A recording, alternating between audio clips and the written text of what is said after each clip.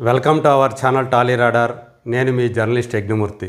Megastar Chiranjeevi జాతీయ award ఇంతవరకు కూడా సాధించలేదు. చిరంజీవిని ఉత్తమ నటుడిగా జాతీయ స్థాయిలో చూడాలని ఒక వ్యక్తి బాగా కలలు కన్నారు. ఆయన దర్శకరత్న దాసరి నారాయణరావు.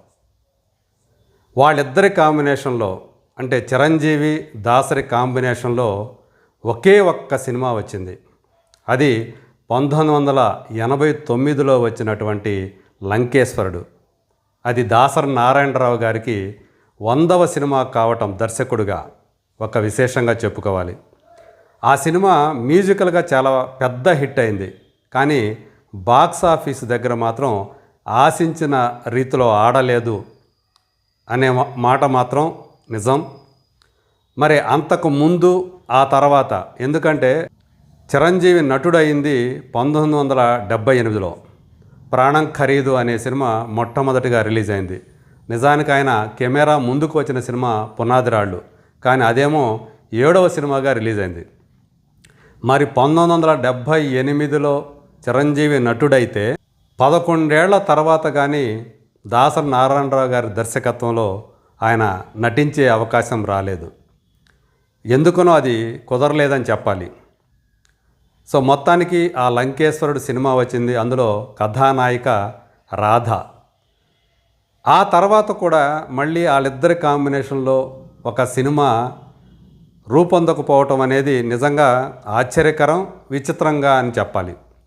పైగా దాసరి నారాయణరావు గారికి చిరంజీవి గారి మీద ఒక ప్రత్యేకమైనటువంటి అభిమానం ఉండేదని చెప్పుకుంటూ ఉంటారు. ఎంతటి అభిమానం అంటే 1991లో చిరంజీవిని స్వయంగా దాసరి నారాయణరావు ఒక పత్రిక కోసం ఇంటర్వ్యూ చేశారు.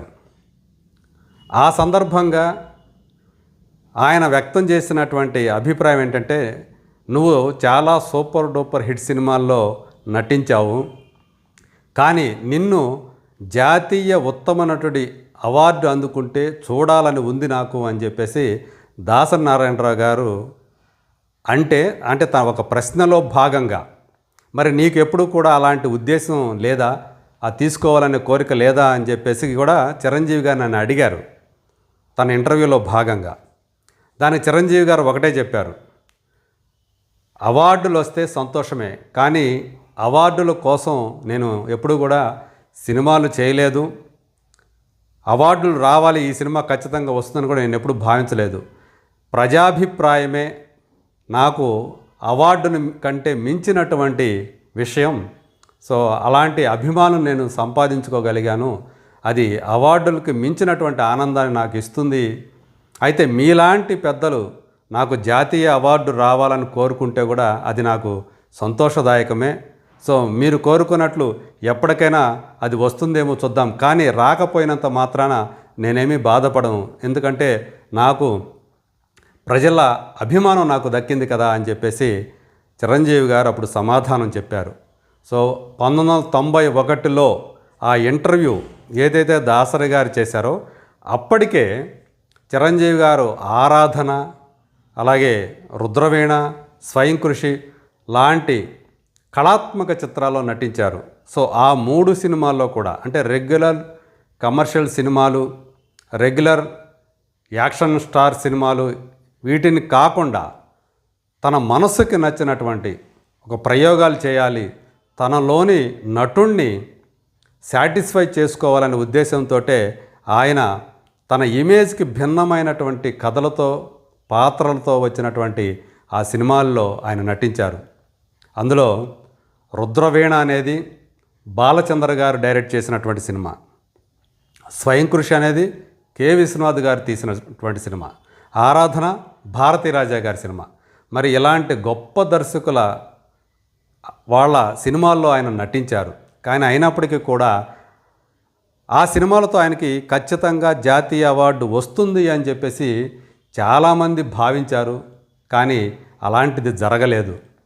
ఆ తర్వాత మళ్ళీ విశ్వనాథ్ గారి దర్శకత్వంలో ఆయన ఆపద్బాంధవుడు చేశాడు. అంటే ఈ ఇంటర్వ్యూ అయిపోయిన తర్వాత కాలంలో చూసుకుంటే ఆ ఆపద్బాంధవుడు కూడా ఎంతో, ఆయన నటనకి చాలా ప్రశంసలు దక్కాయి, కానీ దానికే అవార్డు రాలేదు ఆయనకి. అలాగే మళ్ళీ ఆయన రాజకీయాల్లోకి వెళ్ళి 9 సంవత్సరాల అనంతరం మళ్ళీ తిరిగి వచ్చి తన సెకండ్ ఇన్నింగ్స్లో ఖైదీ నెంబర్ 150 తర్వాత చేసినటువంటి సైరా నరసింహారెడ్డి, ఉయ్యాలవాడ నరసింహారెడ్డి కథతోటి రాయలసీమ యోధుడిగా తొలినాటి స్వాతంత్ర్య పోరాట యోధుల్లో ఒకరిగా పేరు పొందినటువంటి ఆ ఉయ్యాలవాడ నరసింహారెడ్డి పాత్రలో జీవిస్తూ ఆయన చేసినటువంటి ఆ సినిమా కూడా, ఆ పాత్ర కూడా ఆయన జాతీయ అవార్డుని నోచుకోలేకపోయారు. కాకపోతే ఆయన మేనల్లుడు లాంటి అల్లు అర్జున్ ఉత్తమ జాతీయ నటుడిగా అవార్డు అందుకోవటం మాత్రం, అది కూడా మొట్టమొదటి తెలుగు నటుడిగా ఆ ఖ్యాతి అల్లు అర్జున్కి దక్కటం మాత్రం, ఆ అభిమానులు మాత్రం విపరీతంగా సంబరాల్లో ముంచెట్లు చేసిందని చెప్పుకోవాలి.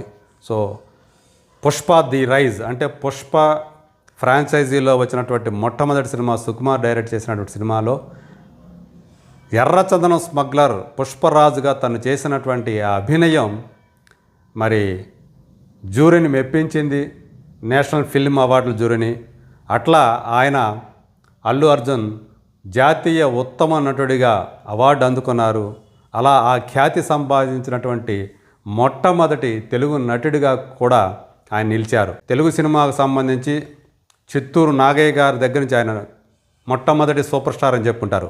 అయితే జాతీయ స్థాయిలో ఈ ఉత్తమ అవార్డులు ప్రవేశపెట్టిన నాటి నుంచి, అంటే 1950ల చివరిలో ఇవి ప్రవేశపెడితే అప్పటి నుంచి కూడా ఎన్టీ రామారావు గారు, అక్కినేని నాగేశ్వరరావు, కృష్ణంరాజు, శోభన్ బాబు, సో వాళ్ళ తరాలు పోయిన తర్వాత చిరంజీవి, నాగార్జున, వెంకటేష్, బాలకృష్ణ, ఇట్లాంటి వాళ్ళ తరాలు ఇవన్నీ కూడా మనం చూస్తూ వచ్చినాం. వీళ్ళెవరికీ దక్కనటువంటి ఖ్యాతి మాత్రం అల్లు అర్జున్ సంపాదించుకున్నారు. సో ఏదైతే ఆ రోజు దాసరి నారాయణరావు గారు కోరుకున్నారో చిరంజీవి గారికి ఉత్తమ నటుడు అవార్డు వస్తే చూడాలని, ఆయన జీవితకాలంలో అది చూడలేకపోయారు. ఆయన మరణానంతరం కూడా, సో ఇప్పటి వరకు కూడా చూసుకుంటే చిరంజీవి గారికి అవార్డు రాలేదు, కానీ ఆయన కుటుంబానికే చెందినటువంటి అల్లు అర్జున్ మాత్రం ఆ ఖ్యాతి సంపాదించుకోవటం ఇక్కడ గమనార్హం.